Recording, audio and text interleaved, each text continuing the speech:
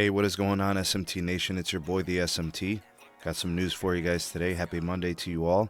The time of this recording, the big news that's going on in wireless right now is we're approaching the C-band auction.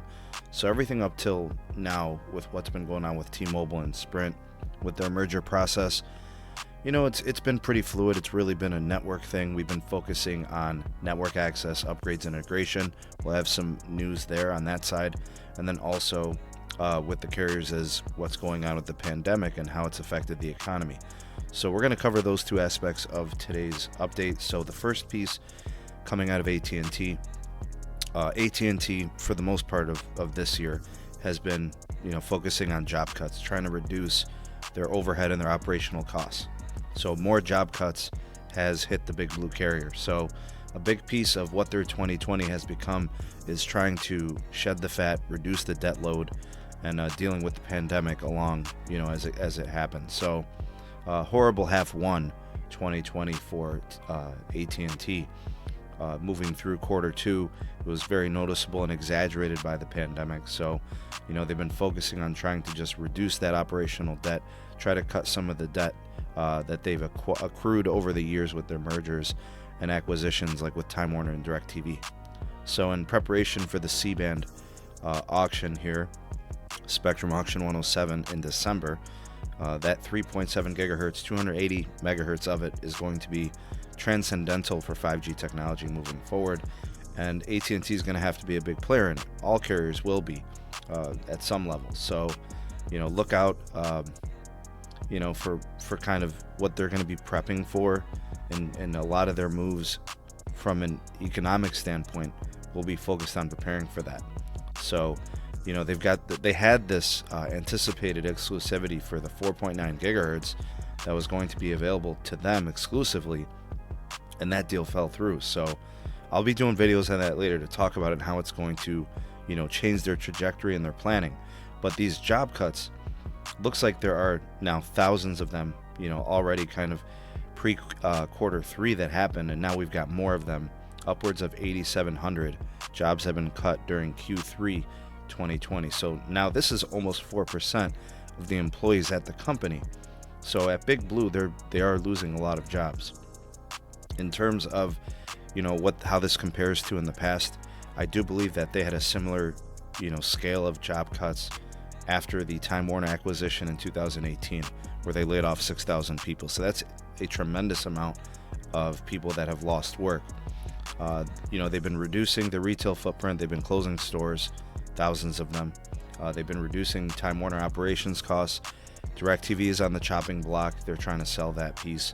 They're trying to sell Xandr as well as their Euro Enterprise branch. They're clearly trying to, even if you don't connect this to the C-band auction, they're clearly trying to reduce their operational debt and trying to become a more profitable company. I'll be tracking that, but that does look like an ongoing issue. We'll see what happens there as they do progress through the rest of this year. The next piece of news here, and this one's coming out of the T-Mobile network side of things. We're going to look at the rate of upgrades when it comes to the 2.5 gigahertz build out. So it's really a network integration process. All right, T-Mobile and Sprint merger was really all about network synergies. It's something that you hear them talk about all the time from the T-Mobile executive side. Not really an indication of new site builds per se. So if you're looking for new coverage from T-Mobile, that's really not what this is about. It may help a little bit that a site could receive a 600 megahertz upgrade, and that could expand the coverage and the reach, but it's not really what these upgrades are about. The focus is 2.5 gigahertz midband N41. It's really capacity enhancements, but they are also receiving 600 megahertz low band improvements with band 41 and N41 on that side. So several months ago, T-Mobile's president of technology, Neville Ray, gave numbers and estimations on the expected build-out rates of these types of access.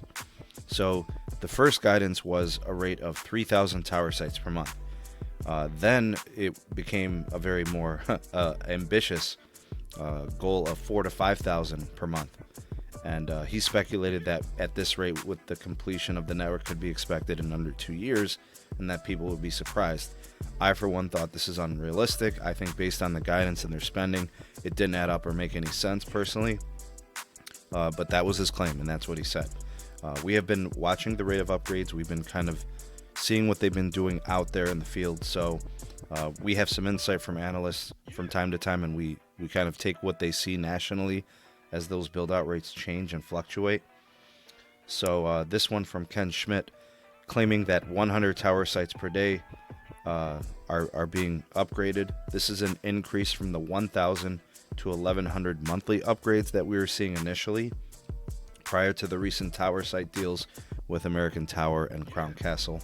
So if you kind of like extrapolate and paste those numbers, what you get at 100 per day is about 700 per week and somewhere in the range of 2,800 to 3,000 per month. So it's not really up to Neville's ambitious goals of 4,000 to 5,000 per month, but it is an increase from previous rates. So this is definitely not going to hit the under 2-year mark that Neville has set as his goals. Again, I thought this was kind of ambitious. I thought it was kind of lofty. Some may scoff and laugh and say it was kind of foolish and unreasonable and unrealistic for him to put those numbers out there. But it's good to see that the pace is increasing. Now, like I said, if T-Mobile is going to want to increase their pace, there's a couple of things that have to happen. Number one, the guidance has to increase, the spending has to increase. That's really what it's about. If they're going to increase their pace, they have to spend more money. And we haven't really seen financial indications of that happening, but we're tracking it. We're going to take a look at that as things come out, and we do get indications from analysts and people like Ken Schmidt and others, Mike Dano and other contributors, to the field. We'll track it, but as of right now, it looks like they've hit their stride at about the 2,800 to 3,000 tower site range. Let me know what you guys think of this news. Let me know what you think of this pace. If you think that they're going to hit their under 2-year mark, or if you think it's going to be more of a more extended time frame. Me personally, I think a full integration is probably more realistic to be around 3.5 to 4 years. I don't see it happening unless the guidance and the money spending changes. You guys tell me what you think. The voice of the people, the SMT Nation, let your voice be heard. Thank you for taking this opportunity to watch the SMT YouTube channel. If you appreciated this video, give it a like and a share to all your favorite social media platforms. Thank you in advance for that. Also, check out some of the links in the description box. We have the SMT Patreon page. We also have the Twitter handle at SneedTech. And do check out the audio-only podcast available on all the major podcast platforms. And if you are new and have not subscribed, go ahead and hit that subscribe button and activate the bell notification icon so you never miss an upload from the SMT. We'll catch you on the next video. Peace.